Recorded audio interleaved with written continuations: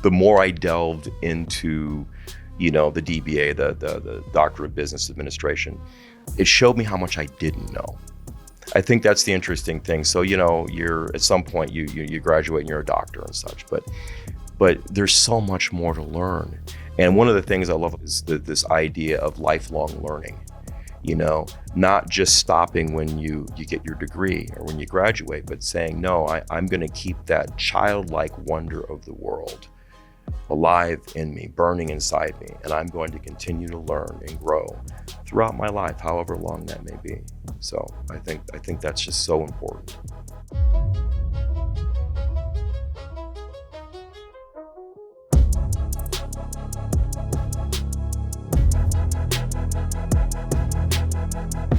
Hello and welcome to the Degrees of Success podcast. I'm your host, Stephan Pascal, and we're here in Phoenix at the 2026 Commencement. And we have a doctor with us today. Yes. I'm so excited. This is an exciting day for you. Could you introduce yourself to everybody? Yes, my name is Paul, Dr. Paul David White III. I don't know why they kept going with that, but very excited to be here. Very excited to be able to interview with you, and obviously this is a commencement ceremony today, so I'm very excited about that. So I know you're humble, Dr. White, but I'm going to call you Dr. White if that's okay. That's fine. Because absolutely. You have earned it. Yes. And it's been a journey getting here, hasn't it? It has. It's been quite a journey, professionally and personally. Absolutely. So yes. I want to get into that, but first, tell us a little bit about you. Tell us about what's got you to this day, your background, anything you want to share. It's interesting because sometimes where we start out is not where we end up, right? And so I started out in a very different industry. I started out in mortgages, years ago. And, obviously there were some changes with that, in the economy and such. And so I found myself back in school. And, I ended up finishing my bachelor's, and then I thought, I'm going to keep going. I'm going to go and I'm going to get my MBA. And I got my MBA, and I thought, I think I can go get a doctorate as well.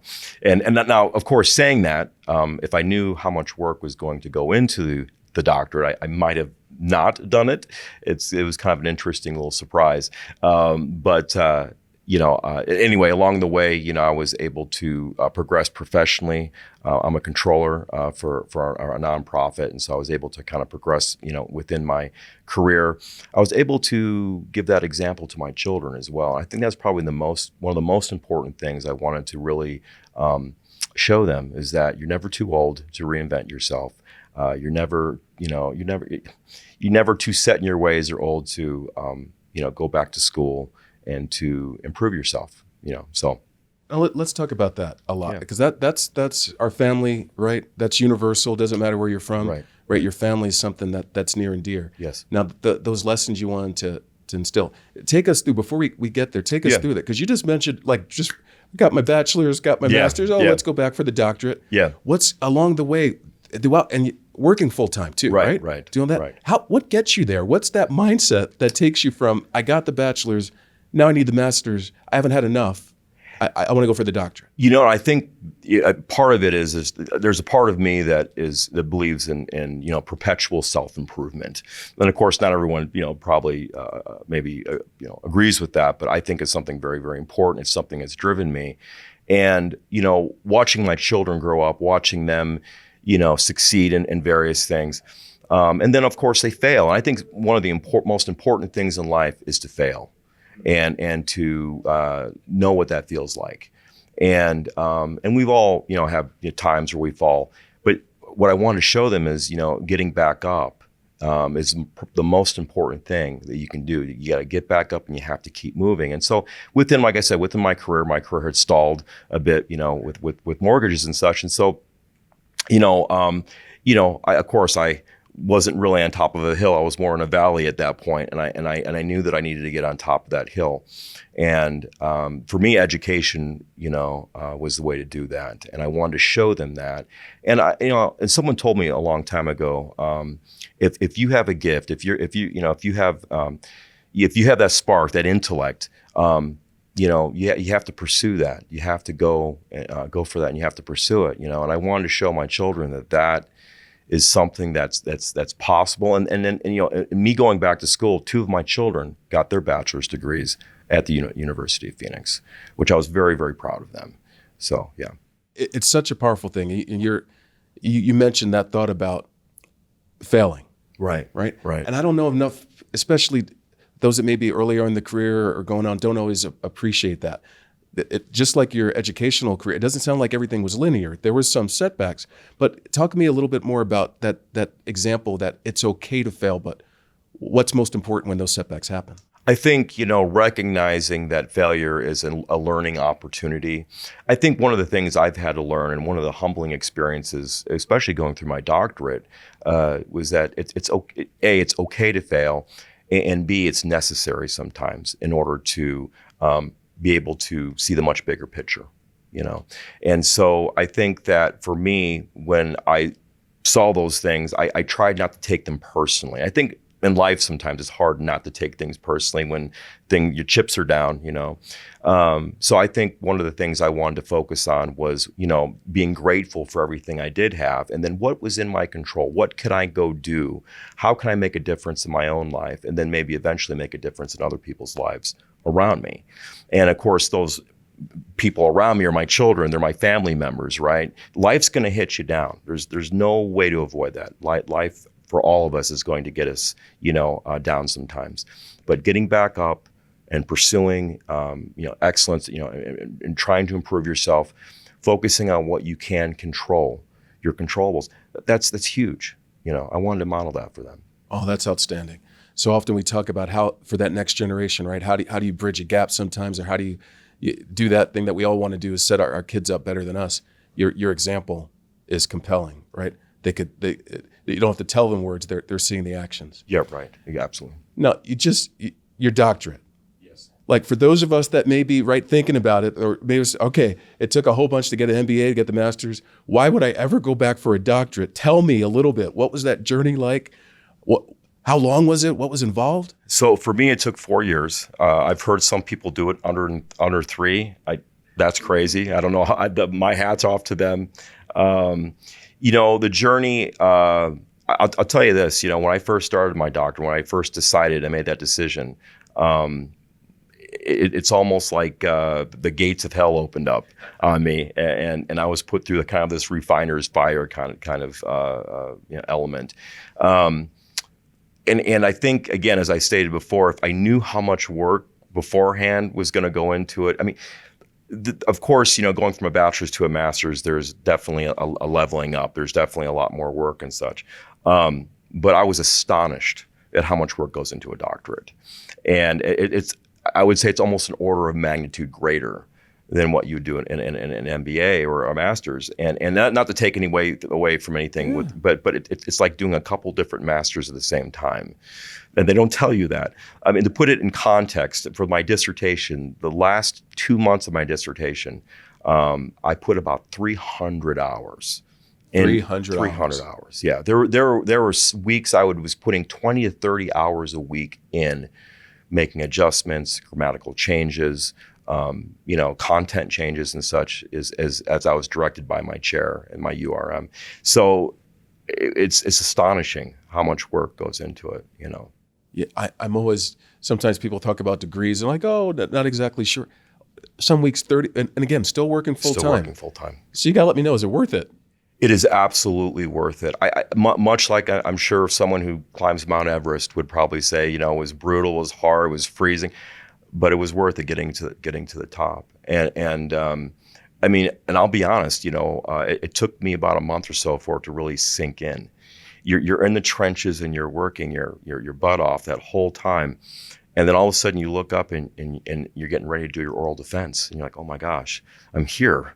And then you successfully pass your oral defense, and then you're a doctor, and it doesn't sink in right away. At least for me, it didn't. It took a little while for me, like, oh wow, I'm a doctor. And then someone called me doctor. I'm like, oh wow, what it was just this kind of surreal experience in many ways. All those hours paying off. Yes, all those hours and the sacrifices. I mean, I think, again, anyone that goes, for a doctoral, or again, any education, whether it be bachelor's, master's, the amount of sacrifices you have to make, it's you're sacrificing those short-term wants and such for long-term opportunities. I think that's one of the most amazing things is that those weekends, those nights, those all that effort you put in that you when you're in the weeds you can't really see through.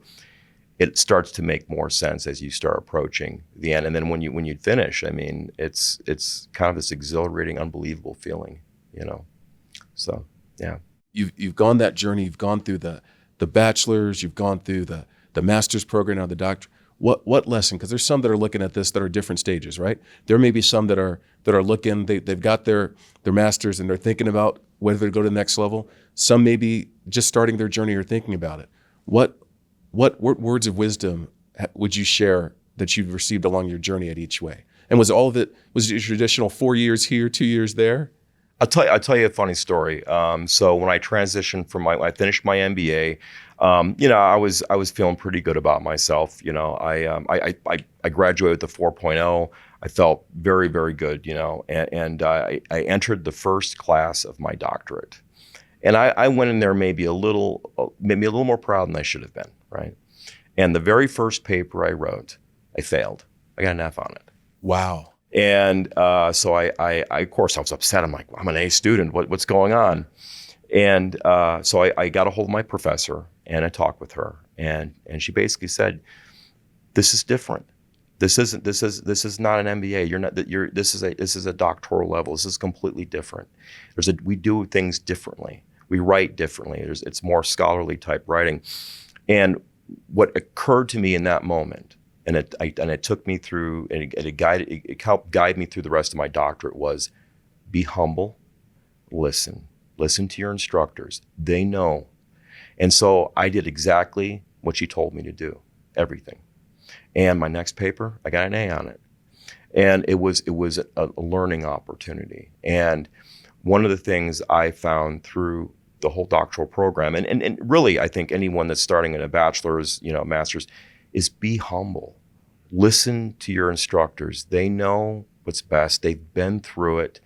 We all have this tendency as humans to think, I know better, I'm smarter. No, in this capacity, when you're going to school and you're in these courses, you have to listen to your instructors. And my chair, for example, I had a hard time in the beginning liking him, Yeah.